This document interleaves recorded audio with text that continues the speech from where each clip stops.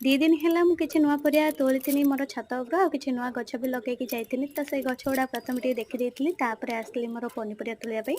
ପ୍ରଥମେ ବାଇଗଣ ଟିକେ ଦେଖିଥିନି। ବାଇଗଣ ବହୁତ ସାରା କଷି ହେଇଛି କିନ୍ତୁ ମାନେ ହଉଛି ବଡ଼ ସାଇଜ୍‌ର ହେଇନି କାହିଁକିନା ଏ 2 ଦିନ ହବ ହାର୍ଭେଷ୍ଟ ହେଇଥିଲା 2ଟା ବାଇଗଣ ବାହାରିଥିଲା।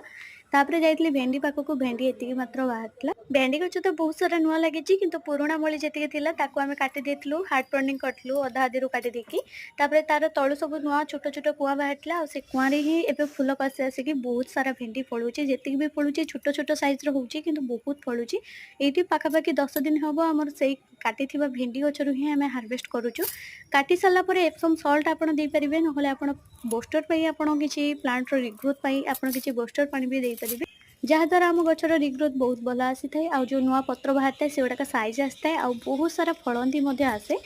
ତ ଯେମିତିକା ମୁଁ ଏଠି ଭେଣ୍ଡି ଗଛରେ ବି ମଧ୍ୟ ପ୍ରନିଂ ପରେ ହାର୍ଡ ପ୍ରନିଂ ପରେ ସ୍ପ୍ରିଙ୍କଲ ଭାବରେ ଆଉ ଡ୍ରିଙ୍କିଙ୍ଗ ଭାବରେ 2ଟା ଭାବରେ ଦେଇଥିଲି ଆଉ ବହୁତ ବଢ଼ିଆ ଏବେ ଫଳୁଛି।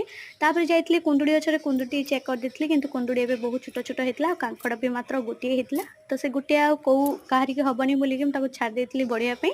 ଆଉ ଏବେ ହଉଛି ଆମର ଜହ୍ନି ଗଛ ସବୁ ଲାଗି କିଛି ନୂଆ ଲଟୁଛି କିଛି ନୂଆ ହଉଛି ଫୁଲ ଆସୁଛି ଆଉ କିଛି ଗଛ ଏବେ ନୂଆ ନୂଆ ଉଠୁଛି।